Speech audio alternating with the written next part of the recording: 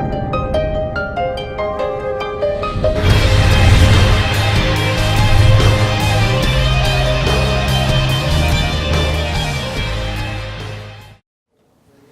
Shannon Everett. This is ThunderBeLive.com. Thanks for coming by. We have a chance today to sit down with Kajorinne, one of the artists here at Arts Gallery 12 St. Paul.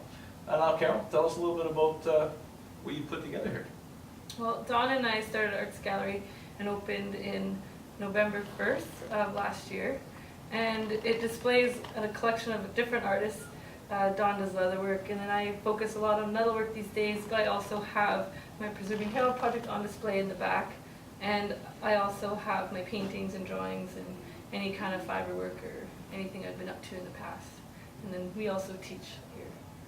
You teach here? Yeah. Classes? So this morning we were doing a plaster course, and then Dawn does leather work. There's a soapstone carver coming in. And yeah. Oh, wow. I do acrylic painting as well. So our viewers can come by and sign up for the classes? And For sure. Oh, at Or a even price just get point, a or are they list. free? No, there's definitely a cost. But yeah, they could even leave their name and get on a mailing list if they're just interested to find out what's happening in the future. Or we do have a Facebook page too. It's Satellite Studio and Arts Gallery, because before Arts Gallery started, I was in the little space next door as Satellite Studio, which still exists today. And so that's where it began. Yeah. Oh, so it's been evolving, as they say. Yeah, for sure it has been. So you are a blacksmith now. They say that loosely. I'm Loosely. learning. I consider myself a metalsmith because I'm a little bit of a lazy blacksmith in the sense I know how to fabricate things. So if I can weld things together with a MIG welder, I will. And I plasma cut things out, whereas a blacksmith forge welds and chisels things. And so I'm a contemporary blacksmith, but yet I'm wanting to learn more. I'm just beginning. So where'd you start training? I guess you'd have to for Yeah, well, just the projects at hand I wanted to do, I just needed to learn how, so I signed up for a course at the North House Folk School, and my teacher was Dave Hansen, and then he's an awesome fella, and so my boyfriend and I went down to his place, and now he's a mentor of ours, and yeah, he probably will come up even in the fall and teach some things to the guild up here. Wow. Yeah. Well, maybe I'll approach him and he can come and talk to us as Yeah, well. that'd be great, yeah. Perfect. So you do a lot of classes here, and I understand that you do some school classes as well in the school boards? Yeah, I work through KHAP. We go into schools across the city and do art programming. My mediums are usually mixed media, and I like doing some wearable things, and yeah. Wow. Well, a big thing that I wanted to touch upon today, for our Thunder Bay Live viewers, we have in fact done quite a few interviews, here with the set piece that we do see behind us.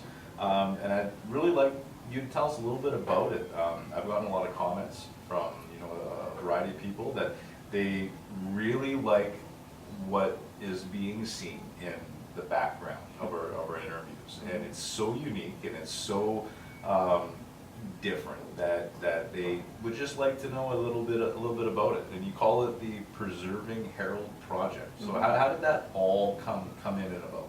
Well, it's interesting because this piece in particular I made on Photoshop, and it was the first image that set this whole project going. That's kind of why I've had it up for so long, because it's a staple image that really sums it up. There's my Uncle Harold, and then there's jarred preserves juxtaposed with it, because he had died suddenly, and then we went into the old homestead that had been in my family for years, and I found cupboards full of preserves, and then we hadn't had a proper funeral for him either, so this kind of pays homage to that. And then there's this idea that I think my grandmother might have even preserved these jars and stuff, so it's like the idea of preserving him and stuff like that, like through not having a funeral, not facing that fact, but then also through this project kind of, yeah, there's kind of all different levels it's touching on. But I went through and I rummaged through the house before my dad and mom decided they were going to demolish and burn it, because it was an old house. He had passed away in the house as well, so that's always a factor, but they had bought the property, and what are you going to do when it's an old homestead? So I rummaged through, grabbed some things, and that's what some of the things are from. But then also we burnt it, and I documented this whole process. So I have pieces that are called like Through the Fire and stuff like that, just show the cycles. And I'm just trying to relate it to our lives and family, and then objects and how they can carry on family, like heirlooms and stuff like that. And yeah, so there's pieces of that house all throughout this project. Went through the fire after and pulled things out. And, yeah. Wow, wow, that's an amazing story. And then this was funded by? The Ontario Arts Council, yeah. Yeah, and you can visit more and see about the details of it on my blog. It's preservingheraldproject.blogspot.ca. And that's where I really go into depth about the project at hand. Like here it's kind of set up without name tags and stuff because I just think I don't really like that in this kind of a setting. But yeah, on there you can get more idea about what the pieces were about. Well, one last thing, you do have another blog that you keep updated as well. I mean, our viewers most likely would love to take a look at that. What's that one exactly? Pike Lake Forge.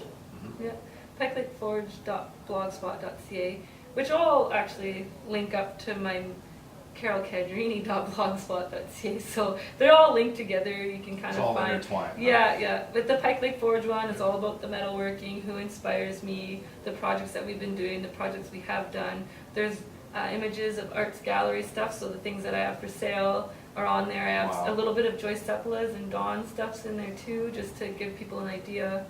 And then the Preserving Herald Project is about the Preserving Herald Project, and then the Carol Kajorinne blogspot is just me in general. I'll post things from the other blogs, I'll discuss things I'm doing with schools, and yeah, just my exciting life.